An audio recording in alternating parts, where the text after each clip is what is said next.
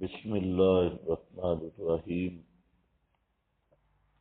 تیسرا حصہ سورۃ الکہف سے سبا تک، اس میں مسئلہ بیان ہوگا متصرفیت باری تعالی کا، کہ اس کائنات کے ذرہ ذرہ پر تصرف کرنے والا صرف اللہ ہے، چیزوں میں برکتیں ڈالنے والا، المبارک فی کل شیء ھو اللہ، ہر چیز میں برکت ڈالنے والا صرف اللہ، المتصرف علی کل شیء ھو اللہ، اللہ ہی متصرف، اللہ ہی برکتیں دینے والا، اللہ ہی بادشاہ، ساری ملکیت اللہ ہی کی ہے، اور ہر چیز میں آرڈر اللہ ہی کا نافذ ہے۔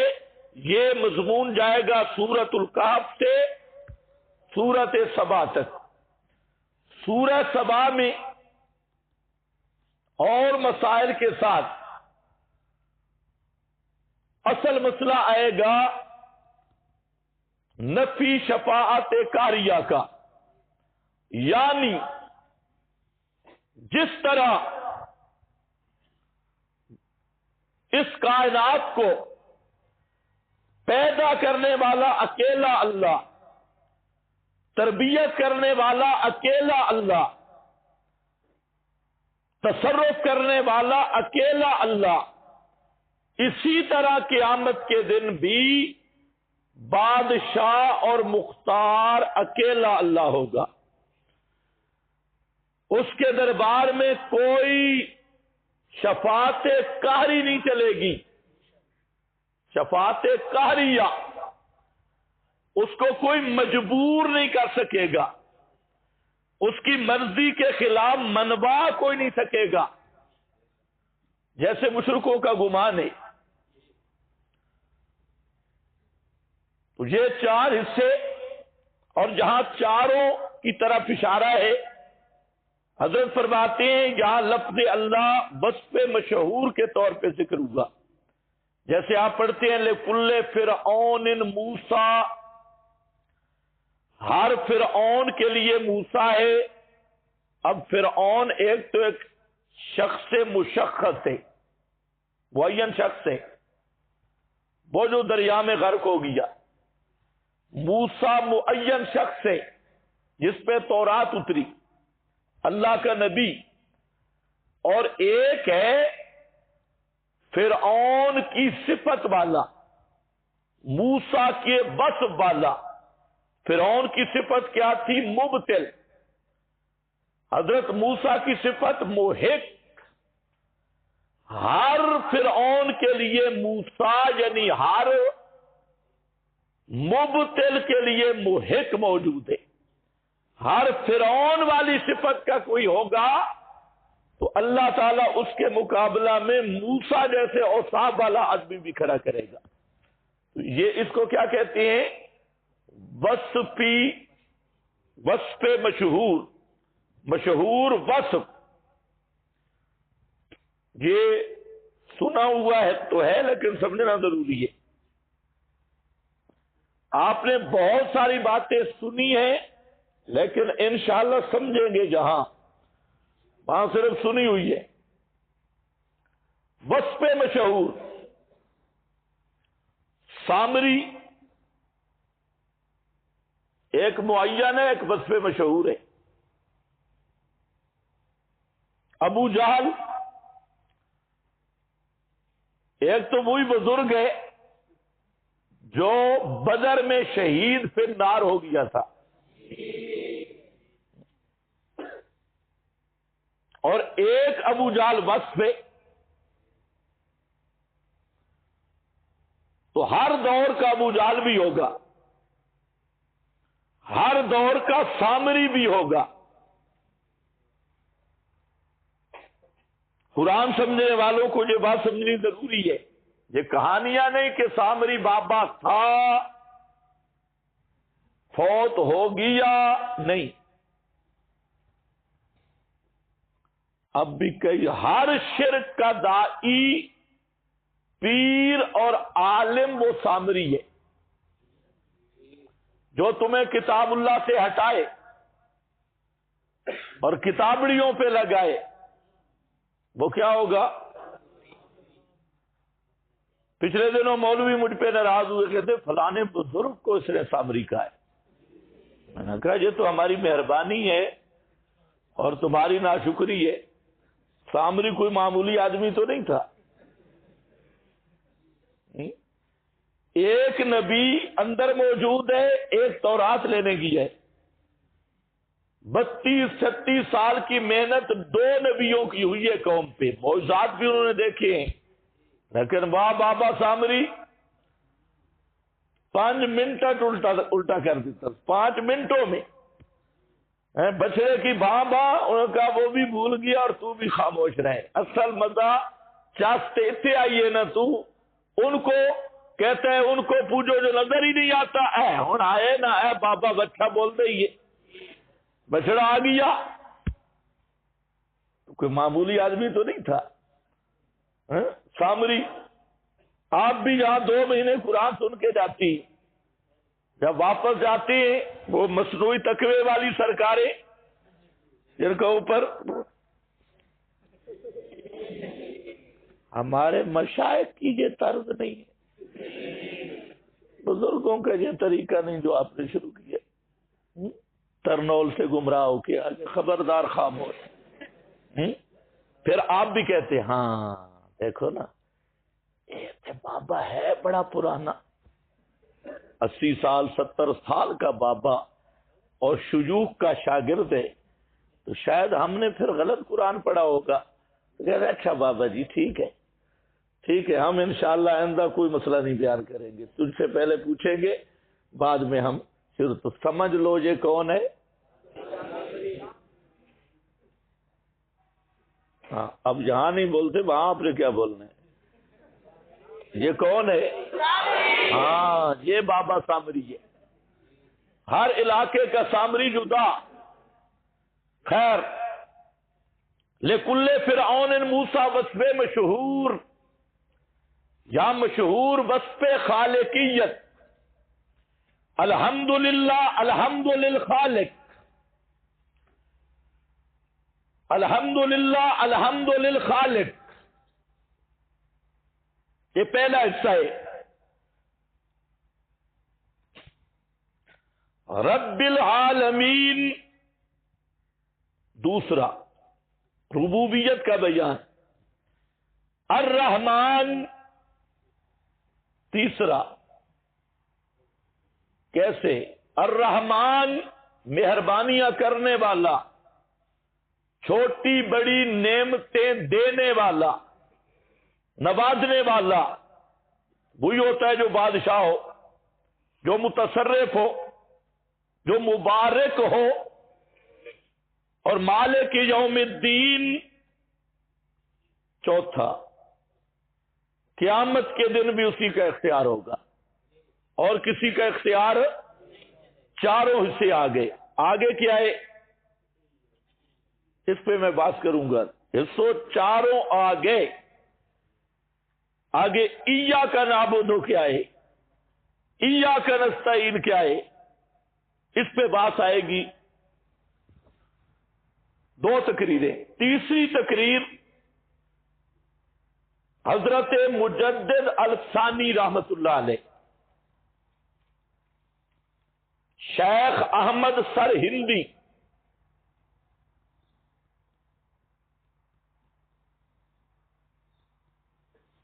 کے مکتوبات سے ماخوذ ہے اور بعض کلمات حضرت عبداللہ ابن عباس سے بھی منقول ہے۔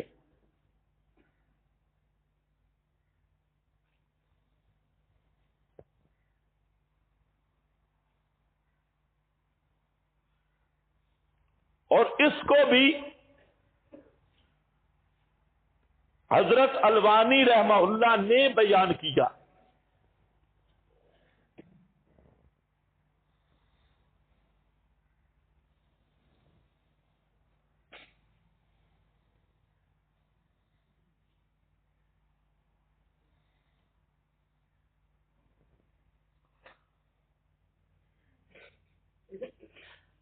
کہ قرآن،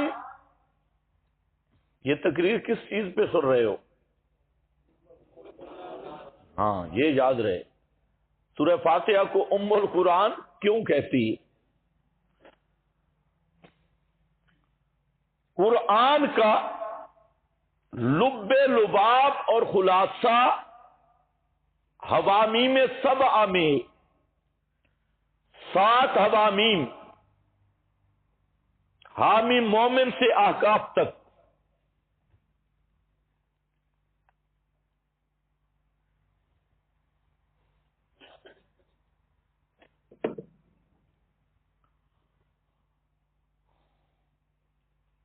حوامیم کی تمہید سورہ زمر ہے۔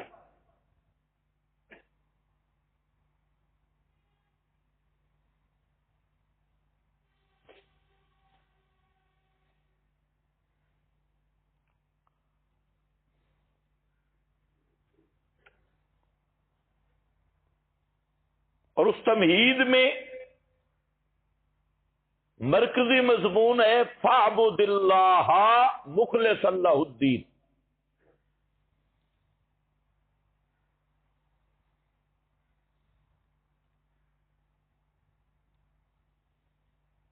اور حوامی میں سبع کا مرکزی مضمون فادع اللہ مخلصین لہ الدین، یعنی سورہ حامی مومن۔ اس کے بعد جو 6 صورتیں ہیں وہ 6 شبہات کا جواب ہے، ہر صورت ایک شبہ کا جواب ہے، لیکن مرکزی مضمون فادع اللہ مخلصین لہ الدین۔ اسی لیے اگر آپ غور کریں گے تو سورت میں زور ہے قال ربکم ادعونی هو الحی لا الہ الا هو فادعوہ مخلصین لہ الدین، ہے نا؟ فادعوا اللہ مخلصین لہ الدین، یہ سورہ حامی مومن ہے۔ اس میں مضمون کیا ہے؟ الدعاء للہ، سور و پکار دعا یہ صرف اللہ سے کرنی ہے۔ اس کے بعد جو 6 صورتیں ہیں ہر صورت میں ایک شبہ کو اٹھایا گیا، اسی مضمون پہ شبہ تھا۔ اب سورہ زمر تمہید، حامی مومن تقریر، زمر فاعبد اللہ، مومن فادع اللہ۔ تو سورہ زمر اور حامی مومن کا مضمون سورہ فاتحہ میں ہے، اور وہ کیا ہے؟ ایاک نعبد فاعبد اللہ، ایاک نستعین فادع اللہ۔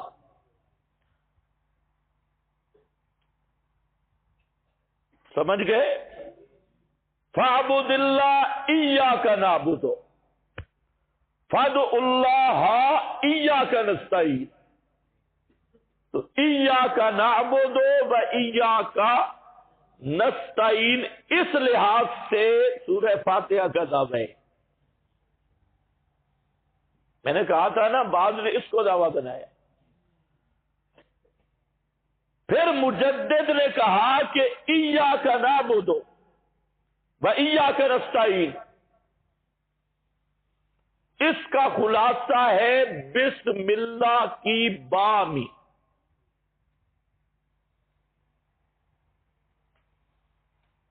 بسم اللہ کی بامی،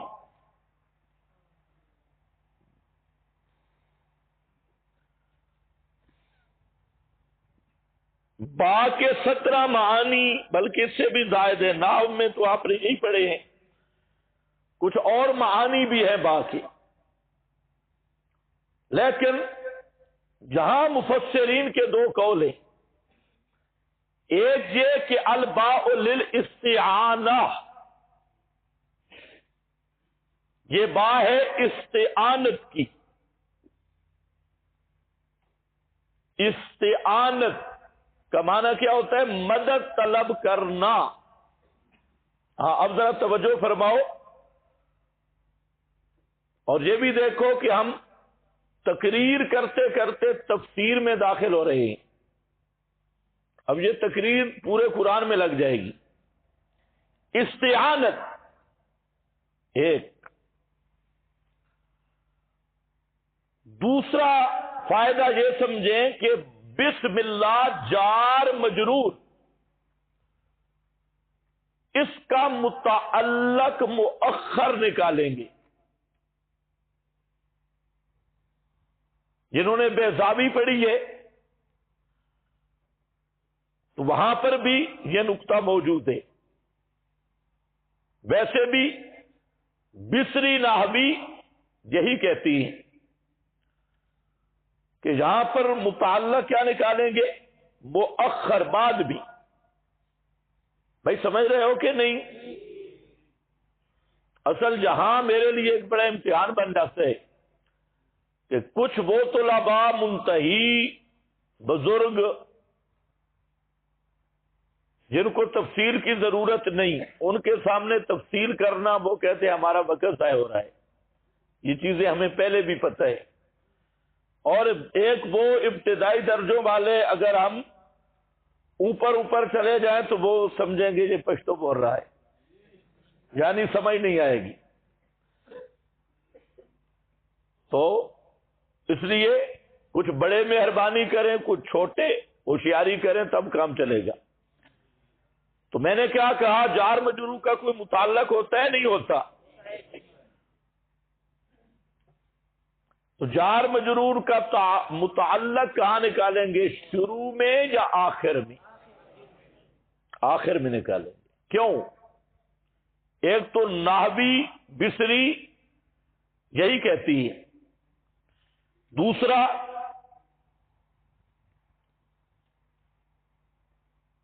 اب دیکھنا ہے کوفی نحوی اور بہت سارے نحوی متعلق کو مقدم نکالتی ہیں، لیکن وہ بیچارے اپنی نحو کی مشق کر رہے ہیں. یہ قرآن ہے. اور یہ بات ذہن میں رکھ لو، نحو، صرف، معانی، ساری چیزیں قرآن کے تابع. قرآن تمہارے قانون کا تابع نہیں ہے. بعض لوگ صرف وہ نحوی ترکیبوں پہ خوش ہوتے ہیں، سمجھتے ہم قرآن سمجھ گئے، حالانکہ خود نحوی بھی بہت سارے مقام پہ قرآن نہیں سمجھتے. کچھ سمجھ گئے یا نہیں؟ اچھا، نحو میں تو دونوں احتمال ہیں، متعلق نکالو یا مؤخر نکالو یا مقدم، دونوں صحیح ہے. لیکن جہاں مقدم نکالنا صحیح نہیں، نحو میں صحیح ہے، یہاں قرآن پاک میں جار مجرور مقدم نکالنا صحیح نہیں. جار مجرور نکالیں گے مؤخر. اور کیا نکالیں گے؟ بسم اللہ. پڑھو خیر. آگے جو مرضی حسب مقام نکالو. کھانا کھا رہے ہو تو آگ کھولو، پانی پی رہے ہو تو، چل رہے ہو تو، مناسب مقام نکالنا ہوگا. یہ نہیں ہے کہ پڑھنے لگو اور آگ کھولو نکال کے بیٹھ جاؤ. یا روٹے پہ بیٹھے ہو تو اقراؤ نکالو، اشراؤ، اقراؤ نہیں، مناسب مقام. لیکن نکلے گا بعد بھی. وجہ یہ ہے کہ مشرکین عرب جب کام شروع کرتے وہ ایک جملہ کہتے، بسم اللہ والعزا، لات اور عزا کے نام سے. اور لات عزا، لات بزرگ تھا اور عزا بی بی فقیرنی بی بی عزا. تو کہتے بسم اللہ والعزا. اللہ نے فرمایا میرے پیغمبر ان کو مسئلہ سمجھا اور کہ قولو بسم اللہ. بسم اللہ والعزا نہیں، بسم اللہ لات اور عزا کے نام سے نہیں، اللہ کے نام سے۔ توجہ ہے؟ تو اب کیا چیز ضرورت ہے؟ حصر۔ کیا چیز ضرورت ہے؟ یہ ہے اقتضاء مقام، مقام قرآنی کا اقتضاء۔ اس لیے سب مفسرین نے لکھا، آپ کے پاس یہ حوالہ لکھا ہے یہاں شروع میں، کہیں ہوگا فوائد بھی، کہ معنی کیا ہے؟ بسم اللہ نازل ہوئی ردن علی المشرکین، نزلت ردن علی، بولو بولو، ردن علی، بسم اللہ نازل ہوئی مشرکین پر رد کرنے کے لیے، تردید کرنے کے لیے۔ کیونکہ مشرک کیا کہتے؟ بسم اللہ سے والعزا، لکھا ہے نا مدارک کشاف صفحہ نمبر 2، الفرقان فائدہ نمبر بھی 2، افاد حصر کے لیے مؤخر مقدر ہے تاکہ مشرکین کا رد ہو جائے، کیونکہ حصول برکت اور دفع ضرر کے لیے اپنے کاموں کی ابتدا اپنے معبودوں کے ناموں کے ساتھ کیا کرتے تھے۔ علامہ نصفی زمخشری وہ لکھتے ہیں، وہ شروع کرتے تھے بِأَسْمَاءِ آلِهَتِهِمْ فَيَقُولُونَ بِإِسْمِ اللَّاتِ وَبِإِسْمِ الْعُزَّىٰ، یہ کہا کرتے تھے لات عزا کے نام سے، جیسے آج کا مشرک کہتا ہے گاڑی پہ چڑھنے لگے جانے جا علی، ہے غازی عباس، ہے بی بی فقیرنی، اور جب گندم شندم چھولے فصل وہ ڈھیری اٹھانی ہو تب بھی کہتا ہے پیروں کے، یہ پہلا ٹوپا پیر کے نام کا، یہ برتن فلانے بزرگ کے نام کا، یہ پیروں بزرگوں کے ناموں سے۔ اللہ نے فرمایا قولو بسم اللہ، بسم اللہ سے والعزا نہیں، بے اسم محمد بھی نہیں، بے اسم علی بھی نہیں، بے اسم ابراہیم بھی نہیں۔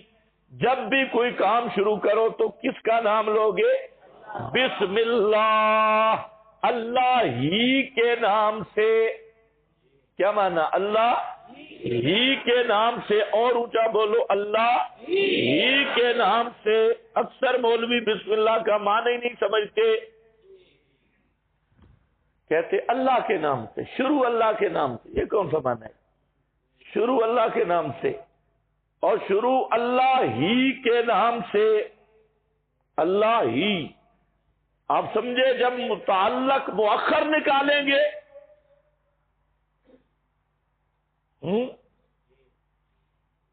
تو کیا ہوگا؟ حصر۔ کیوں؟ قانون ہے۔ ہاں، کیا قانون ہے؟ التقدیم ما حقہ التاخیر یفید الحصر والاختصاص، یہ ضابطہ پڑا ہوا ہے۔ تو اب جب مؤخر ہو جائے گا تو اب آئے گا حصر، اور اب مانا ہوگا اللہ ہی کے نام سے، اللہ کے نام سے نہیں، اللہ ہی کے نام سے۔ یہ جو رضا خانی ہے انہوں نے ایک رسالہ لکھا ہے تقابل بین التراجم، یہ کوئی عبد المصطفیٰ صاحب ہے ان کا ہے۔ اس میں سے فرق کیا کہ احمد رضا خان نے جو ترجمہ کیا ہے یہ سارے ترجموں سے افضل اور بہتر ہے۔ اب اس نے کہا وہ بہتری کیا ہے؟ بات کی تراجم میں بسم اللہ کا معنی لکھا ہے شروع اللہ کے نام سے، شروع، وہ کہتے ہیں انہوں نے لفظ کیا لکھا ہے؟ شروع۔ اور احمد رضا نے کیا لکھا ہے؟ اللہ کے نام سے شروع۔ باقی انہوں نے لکھا ہے شروع اللہ کے نام سے، اور احمد رضا نے لکھا ہے اللہ کے نام سے شروع۔ تو احمد رضا جیت گیا کیونکہ اس نے پہلے کس کا لفظ لکھا ہے؟ اللہ کا، اور دوسروں نے کس کا لکھا ہے؟ شروع کا۔ میں نے کہا پھر بھی احمد رضا کا معنی غلط ہے، ادھر لکھنا تھا اللہ ہی کے نام سے۔ پھر مانا درست بنتا اللہ ہی کے نام سے، لا بسم اللہ والعزیٰ، بسم اللہ لا بسم اللہ والعزیٰ، اللہ ہی کے نام سے شروع کرتا ہوں، نہ لات منات عزیٰ۔ اب آؤ مجدد نے کیا کہا، قرآن ایاک نعبد و ایاک نستعین، اس کا خلاصہ ہے بسم اللہ کی با میں۔ مجدد نے بھی وہی بات کی، ایاک نعبد میں حسر ہے یا نہیں، ایاک نستعین میں حسر ہے، تو کیا مانا ہوگا، تیری ہی عبادت کرتے ہیں، تجھ ہی سے مدد مانگتے ہیں۔ تو اب ہی جہاں پہ بھی ہوگا اللہ ہی کی مدد سے شروع، اللہ ہی کی مدد سے شروع، اللہ ہی کے نام سے، یعنی اللہ ہی کی مدد سے شروع، اور کسی کی مدد سے نہیں۔ تو پورا قرآن بسم اللہ کی با میں۔ اس لحاظ سے مولانا حسین علی اس سے بھی آگے گئے، انہوں نے کہا کہ یہ جو با ہے نا، یہ ٹھیک بات ہے، لیکن اگر غور کرو نا تو قرآن کھڑا ہے با کے نقطہ میں۔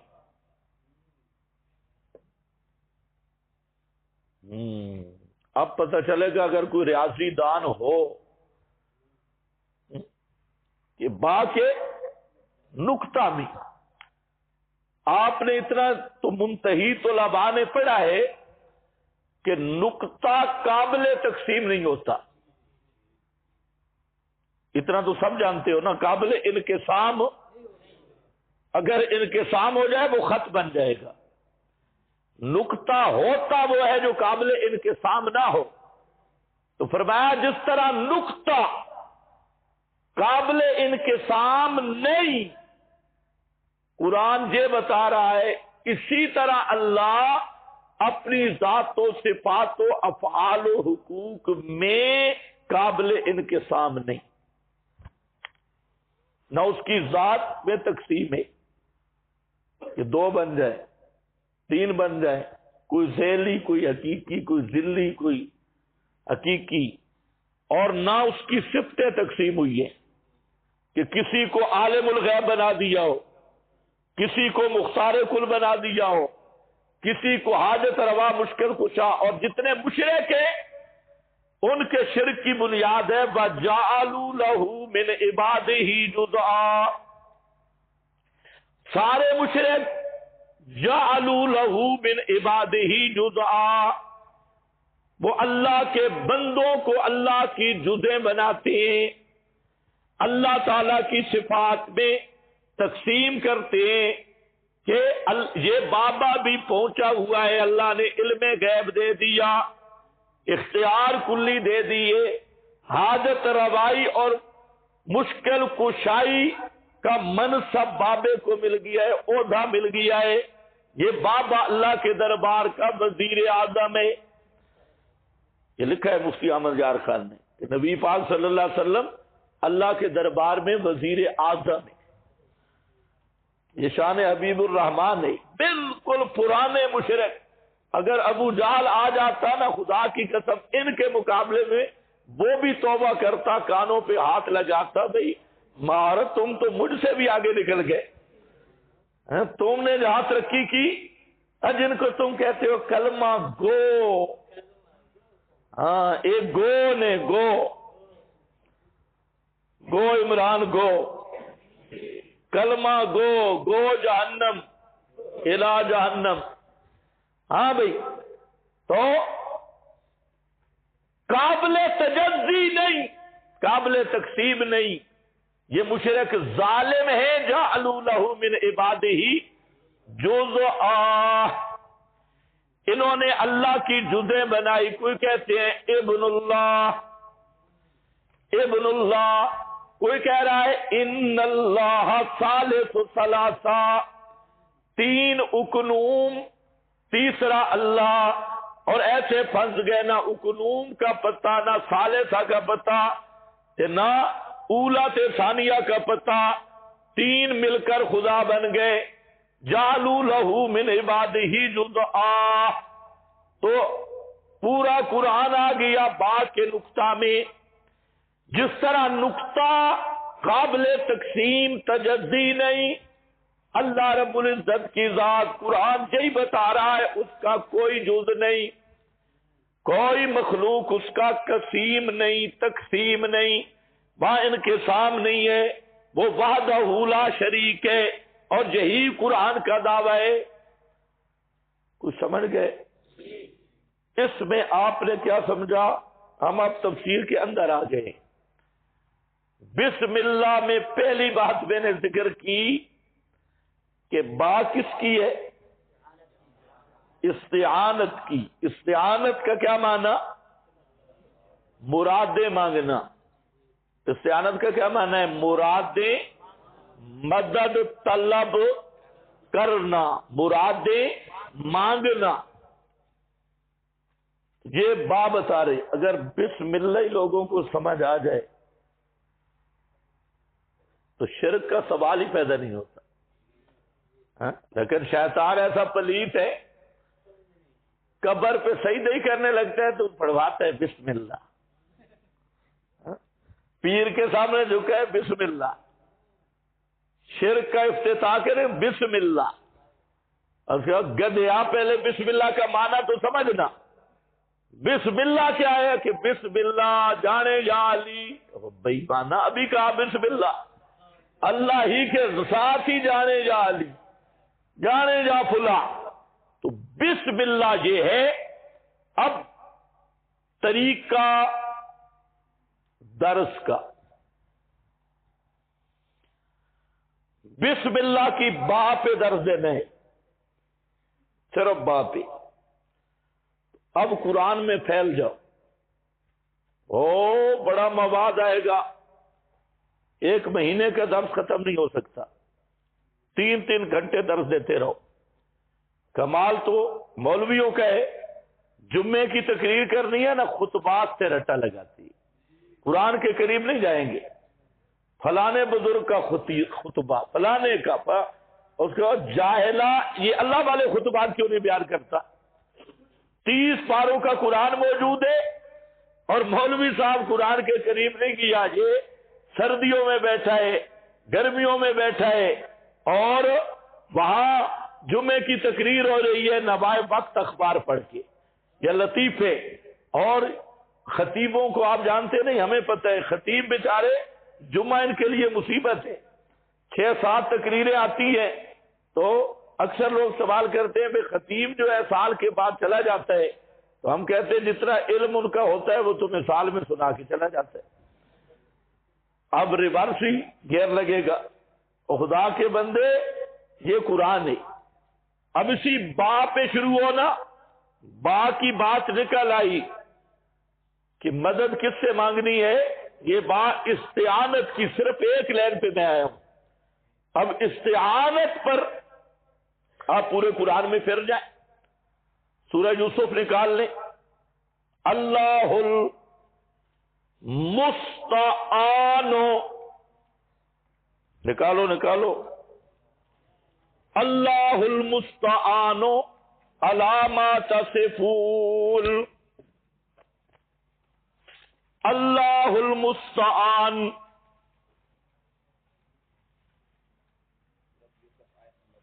آیت نمبر 18 اور صفحہ نمبر بھی بتائیں ان کو.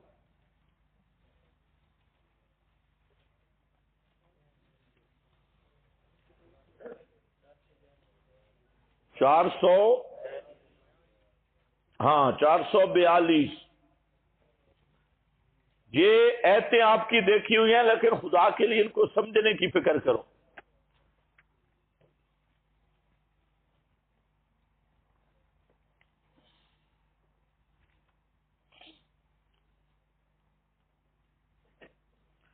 اللہ المستعان کیا معنی کرو گے؟ کرو معنی اللہ ہی وہ ذات ہے جس کو مرادوں میں پکارا جاتا ہے. مرادوں میں پکارے جانے کے لائق اللہ ہی، وہ اللہ ہی ہے اور کوئی نہیں۔ اب یہ مراد کیا پیش آئی حضرت یعقوب کو؟ یہ پورا واقعہ دیکھ لو کہ کن مرادوں میں پکار رہی ہے، کیا مراد ہے؟ اللہ المستعان، پیغمبر گھر میں بیٹے کو لے گئے، حضرت یوسف کو، اس کو کنویں میں ڈال کے واپس آ گئے، اور کئی مکر کر کے شام غریبہ مناتے ہوئے، اور قمیص بھی خون آلود۔ حضرت یعقوب کو کہتے ہیں بھیڑیا کھا گیا، قمیص دیکھی سالم نکلی۔ اب کوئی ظاہری اسباب نہ رہے کہ حضرت یوسف کا کوئی اتا پتا پانے کے کوئی سبب نہ رہا، تو ایسے مقام پہ پیغمبر کیا کہتے ہیں؟ اللہ المستعان، یعنی ما فوق الاسباب امور میں اللہ ہی سے مدد مانگی جاتی ہے اور کسی سے نہیں۔ اور یہی مانا تھا نا بسم اللہ میں، اللہ ہی سے مدد مانگتا ہوں یا اللہ ہی سے مدد مانگو۔ اللہ المستعان علی ما تصفون۔ اور سورۃ الانبیاء آیت نمبر 112،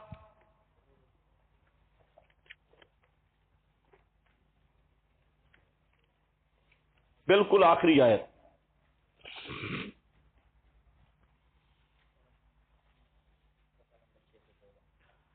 ہاں بھائی، صفحہ نمبر 614۔ وَرَبُّنَا الرَّحْمَنُ الْمُسْتَعَانُ۔ وَرَبُّنَا، اس میں لطائف بڑے ہیں۔ پہلے لفظ کیا ہے؟ اللہ۔ اب کیا ہے؟ الرحمن، الرحمن۔ اور بسم اللہ میں بھی یہی بنیادی دو اس پہ بات ہوگی، اللہ اور الرحمن۔ وہاں اللہ علی ہے، اللہ المستعان، بسم اللہ، اور جہاں پر کیا ہے؟ ربنا الرحمن المستعان، الرحمن المستعان۔ ادھر کیا؟ اللہ المستعان، ادھر کیا؟ الرحمن المستعان۔ تو ملا لو بسم اللہ الرحمن، کو سمجھ آئیے؟ وہی معنی ہے ربنا، ہمارا رب ہی، الرحمن المستعان، رحمان مہربانیاں کرنے والا، وہی ذات ہے جس سے مدد مانگی جا سکتی ہے۔ یہ دوسرا مقام ہے۔ اور اسی طرح سورۃ البقرہ آیت نمبر 45،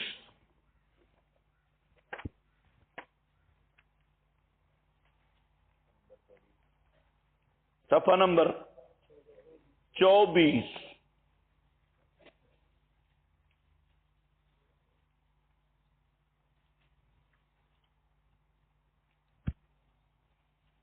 ہاں بھائی، استعینوا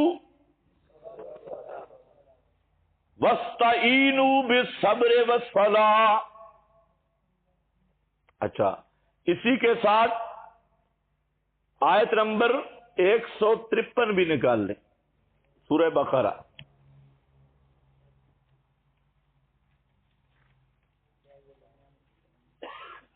اب دونوں آیتوں کو ساتھ ملا لو، 153۔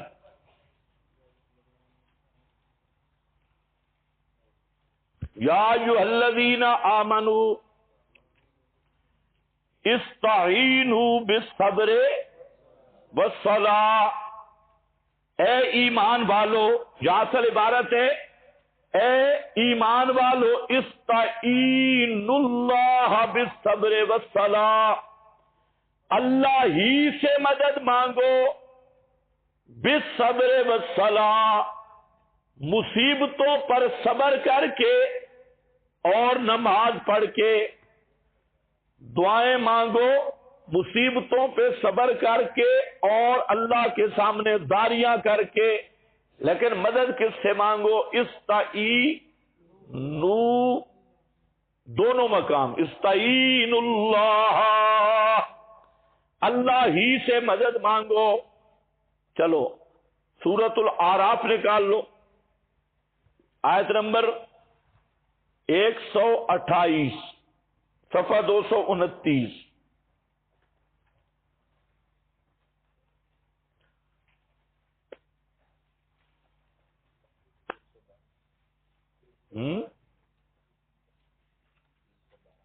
اچھا ہاں پڑھو، کیا ہے؟ استعینوا باللہ، استعینوا باللہ، اور آگے دیکھو قرآن کا انداز بھی سمجھو، قرآن اور حدیث سمجھنے کے لیے قانون ذہن میں رکھ لو، ایک مضمون کی جہاں ایتیں آئے نا ساری جمع کرو، پھر غور و فکر کرو۔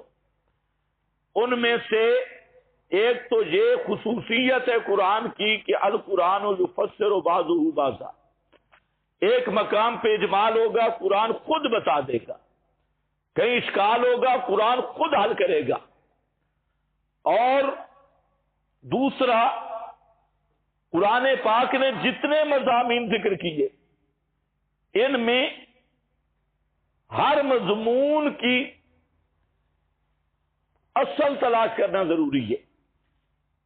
قرآن پاک کا قانون یہ ہے کہ ایک مقام پہ تفصیل کرتا ہے، باقی سب مقامات پہ اجمالی بے ترتیب اشارے کرتا ہے، اور مقصد ہے کہ ادھر رجوع کر۔ ایک اگر وہ آیت مل گئی نا مضمون کی جس میں تفصیل ہو تو باقی سارے مضامین کی وہ کنجی بن جاتی ہے۔ یہ قرآن پاک کا عجیب ضابطہ ہے۔ تو اب یہاں دیکھو اشکال آ رہا تھا استعینوا بالصبر والصلاۃ کا کیا معنی؟ اس لیے مفتی صاحب نے نقطہ لکھا ہے،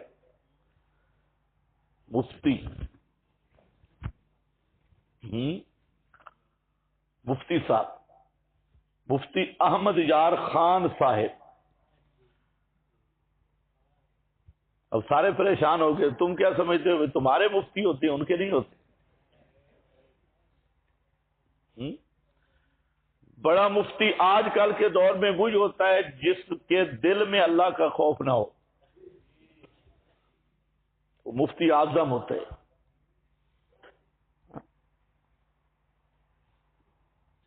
سمجھے کہ نہیں سمجھے؟ آج کے دور کی بات کر رہا ہوں۔ بڑا مفتی وہ ہوگا جو بالکل نڈر ہوگا، بہادر، ما اصبرہم علی النار، بڑے بہادر ہیں بھائی، شجاع۔ مفتی احمد یار خان کہتے ہیں تم کہتے ہو غیر اللہ سے مدد ناجائز ناجائز، سارے دن منہ پھاڑا ہوا ہے، میں تجھے قرآن سے فقیر ثابت کرتا ہے۔ استعینوا بالصبر والصلاۃ، صبر غیر اللہ ہے یا نہیں؟ نماز غیر اللہ ہے یا نہیں؟ نماز بھی غیر اللہ، صبر بھی غیر اللہ، اور دو مقام پہ آ گیا او ایمان والو صبر اور نماز سے مدد مانگو، تو غیر اللہ سے مدد ثابت ہوئی یا نہ ہوئی؟ توجہ ہے؟ زبردست استدلال ہے۔ تو کیا جواب ہے؟ استعینوا بالصبر، بس اب قرآن نے خود وہ معنی متعین کر دیا کہ مدد صبر، اس طرح نہیں کہنا یا نماز مدد یا صبر مدد، ایسا تو کوئی دو ٹانگوں والا جانور ہم نے نہیں دیکھا جو گلی میں نعرہ لگا رہا ہو، یا صبر المدد یا صبر المدد یا نماز، ایسے مدد مانگتی ہیں. ادھر المدد یا علی، المدد یا رسول کے نعرے تو سنتے ہیں، لیکن المدد یا صبر المدد یا نماز ایسا دو ٹانگوں والا بریلوی جانور نہیں دیکھا. مفتی احمد یار کا پیروکار بھی نہیں دیکھا جو یوں کہہ رہا ہو.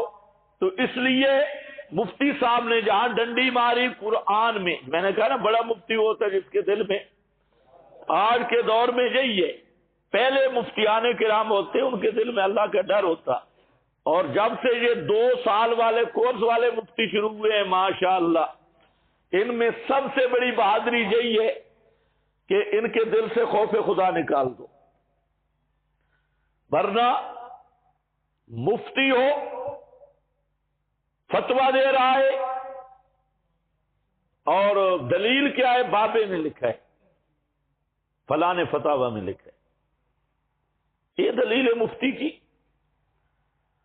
اس کو فتوے کا معنی نہیں آتا، آداب المفتی تو دور کی بات. فتویٰ کہتی مضبوط مسئلہ کوئی با دلیل مسئلہ. اب دلیل ہے ہی کوئی نہ، کس نے لکھا؟ او جی فلاں نے فتاوی میں لکھا ہے. تو پھر الو تو تجھے مفتی بننے تو ادھر نقل مارنی تو وہ تو لکھا جو پڑا ہے. تو جو ٹھیکیدار بنے، پگڑی بھی باندھی ہے، پورا تھان، دسارے فضیلت بھی ہوئی ہے، سب کچھ، تو کیا ہے؟ ادھر لکھا پڑا ہے، تو نے بھی یہی کرنا تھا تو وہ تو پہلے لکھا پڑا ہے. کتاب و سنت کی دلیل نہیں ہوگی. حالانکہ مفتی کے لیے ضروری ہے کہ کتاب و سنت سے دلیل لائے، ماخذ بیان، ورنہ وہ مفتی نہیں. لیکن مفتی نے قسم کھائی ہے اور دلیل لائے گا تو یہ لائے گا، دیکھو وَاسْتَعِینُوا بِالصَّبْرِ وَالصَّلَاةِ. تو اس لیے میں نے کہا استعینوا باللہ. ادھر ایک اور نقطہ بھی سمجھ لو، اہل تشیع اور رضا خانی دونوں نے غیر اللہ کی استعانت پر استدلال کیا ہے بسم اللہ سے. کس سے؟ ہاں تمہیں پتہ چلے بھئی مشرک کس روٹ پہ چل رہا ہے. انہوں نے دیکھا مدد کس سے مانگ رہا ہوں، اللہ کے نام سے یا اللہ سے؟ باللہ ہے یا بسم اللہ ہے؟ تو کہتے ہیں دیکھو اسم اللہ غیر اللہ ہے. یہ مقبول حسین دہلوی شیعہ مفسر اور مفتی احمد یار، مفتی نے اکثر چیزیں شیعوں سے لی ہے کیونکہ اس گٹر کے پہلے کیڑے شیعہ ہیں. تو اس نے کہا دیکھو اللہ کے نام سے مدد ہے نا، اور اسم اللہ دال علی اللہ ہے. اسم اللہ دال علی اللہ، سمجھ گئے ہو؟ اسم اللہ اللہ کا نام اللہ کی ذات پہ دلالت کرتا ہے، اور اتنا اسم اللہ دلالت نہیں کرتا جتنے انبیاء اولیاء اللہ کے ذات پہ دلالت کرتے ہیں. تو جب اسم اللہ سے مدد مانگنا جائز تو انبیاء اولیاء سے کیوں نہ جائز؟ وہاں بطریق اولا جائز. اس کو کہتے ہیں انٹرنیشنل شٹل، انٹرنیشنل، زبردست. اب اور یہ جو آیا تھا یہ استعینوا باللہ ہے، ادھر ہے اسم کا لفظ. مفتی صاحب نے لیا مقبولے سے، حالانکہ اسم اللہ غیر اللہ نہیں، عین اللہ ہے. تمہارے جو منطقی فلسفی بیٹھے ہیں وہ بھی عقل ٹھکانے پہ رکھے. اسم اللہ غیر اللہ نہیں، کیا ہے؟ عین اللہ ہے. لا غیر ولا عین کی بات الگ ہے، لیکن جہاں غیریت نہیں اسی لیے یہاں بسم اللہ ہے اور آگے کے استعینوا باللہ، وہاں اسم نہیں ہے۔ بسم اللہ ہو یا باللہ ہو ایک ہی معنی، اور اصولی ضابطہ بھی یہی ہے کہ اسم اللہ غیر اللہ نہیں، تاکہ اس سے یہ استدلال ہو غیر اللہ سے مدد، تو اصل اشکال تھا۔ خیر یہ ختم۔ یہ پہلا معنی تھا بسم اللہ کی، با کا، اور با کس کی ہے؟ استعانت کی۔ تھک تو نہیں گئے؟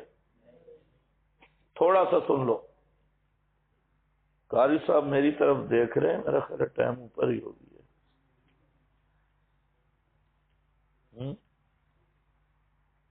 بس بھئی آج پہلا دن ہے، آپ مہمان بھی ہیں، تو اتنی کافی ہے۔ وآخر دعوانا